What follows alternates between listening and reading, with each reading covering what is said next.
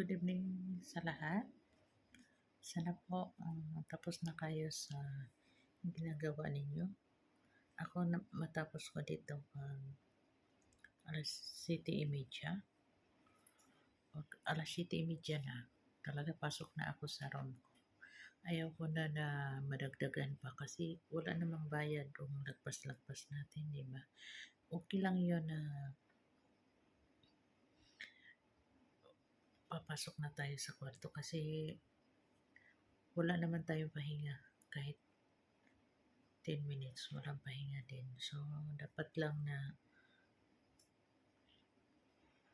magpahinga tang maaga. Kasi pagka bukas may klase, maaga tayo gising. Gising tayo gising ako ng alas 5 dito. Alas 5 ng umaga. So, pasok din ako sa room ko 7:30. Kasi maaga ako gumising. Maaga po ako magpahinga. Kasi nakalagay sa kontrata, 8 oras lang. Dapat sa umaga, 4 na oras. Sa hapon, 4 na oras. Pero hindi nila tinupad. So, tayo na ang mag-adjust. Kasi hindi nila tinupad. Kung lagi tayong sumusunod sa kanila. So, pag magkasakit tayo, hindi naman yun tumutulong pag nasa Pinas na tayo, magkasakit.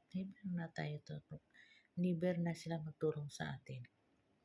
So, kailangan din magpahinga ng katawan natin para hindi tayo magkasakit. Hirap pag nasa Pinas na tayo magkasakit. So, yung pamilya natin nahirapan. So, yun lang ang masabi ko sa inyo. Mag-ingat kayo.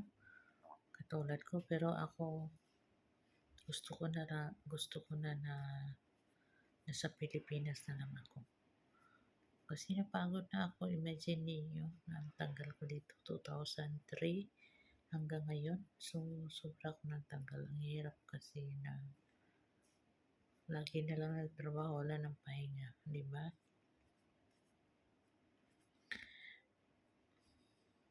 Pero happy pa rin ako kasi nakita ko namang pinaghirapan ko. Tapos yung mga anak ko pa, tapos ng college, may yung anak kong babae, accounting din. Yung sunod naman, HRI management, at yung pangatlo, nautical din.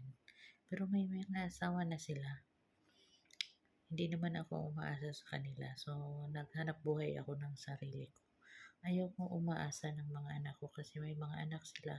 Ayaw ko naman na magpabigat ako sa kanila. Gusto ko sariling sikap ko, di ba?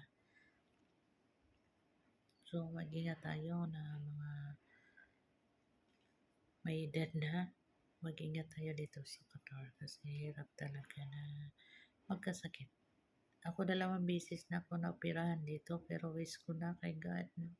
Sana last na to yung opera ko na pangalawa.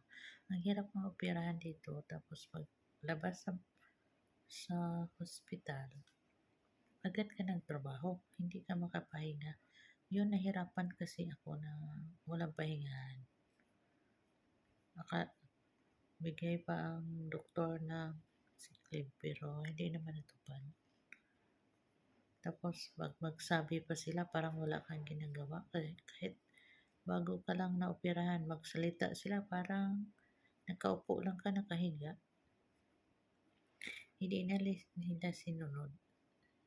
Ang mabait dito ang babae lang pero ang lalaki lang pero ang mga babae talaga ugali nila bulok yung ugali nila. Ugaling aso. So, yan ang hirap. Nahirapan talaga ako sa kanila. So, gusto ko na sa Pilipinas na lang ako mag-negosyo at saka basta kahit anong business pasukan ko para lang makapagpahinga ako, di ba?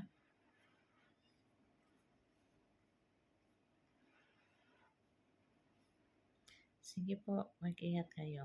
Good night. Kasi bukas gising pa ako ng maaga. Bye-bye.